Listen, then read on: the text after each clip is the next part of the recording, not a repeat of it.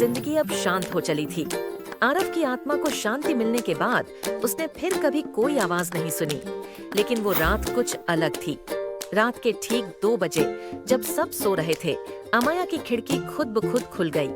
ठंडी हवा के साथ एक जाना पहचाना एहसास उसके कमरे में घुसा। फिर वही हुआ, एक नई आवाज, पर इस बार कुछ ज्यादा गहरी और भारी। अमाया, तुम्हें फिर एक आत्मा की मदद करनी है?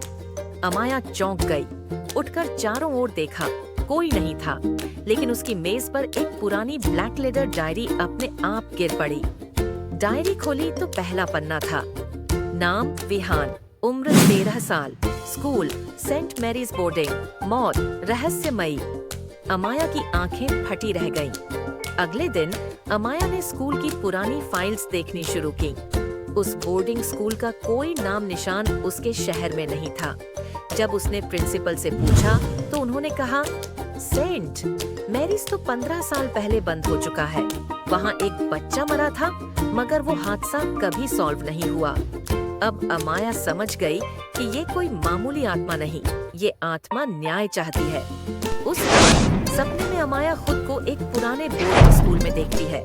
छत से पानी टपक रहा है, दीवारें टूटी हैं और एक कमरा नंबर 302 बार-बार चमकता है। वहीं एक लड़का दिखता है जिसका चेहरा अधूरा है, पर आंखें मदद की भीख मांग रही हैं। मेरी डायरी पढ़ो, मेरी सच्चाई बताओ, मैं मरा नहीं था, मुझे मारा गया था।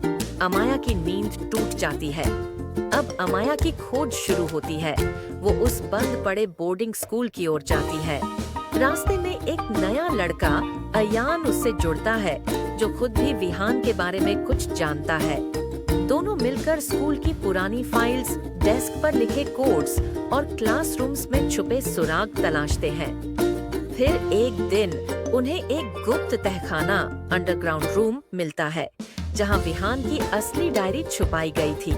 उसमें लिखा था, मुझे सजा नहीं मिली थी, मुझे उस स्कूल के एक टीचर ने बंद कर दिया था ताकि मैं उनके राज किसी को न बता सकूं। अमाया सब कुछ स्कूल प्रशासन को बताती है। इन्वेस्टिगेशन होती है। सालों बाद विहान का सच दुनिया के सामने आता है। उस रात अमाया को फिर सपना आता है। विहान अब मुस्कुरा रहा होता है। वो कहता है, अब मैं चैन से जा सकता हूँ, तुमने मेरा सच दुनिया को बताया, धन्यवाद। अमाया की आंखों से आंसू गिरते हैं, पर दिल में सुकून होता है। अमाया अपनी नई डायरी में लिखती है, कुछ आत्माएं डराने नहीं, बस सुने जाने के लिए आती हैं, और जब हम उन्हें सुनते हैं तो हम खुद भी बदल जाते हैं। हर आत्मा को सिर्फ मोक्ष नहीं, न्याय भी चाहिए, और कभी-कभी उसे पाने वाला इंसान कोई आम नहीं, खास होता है, जैसे अमाया।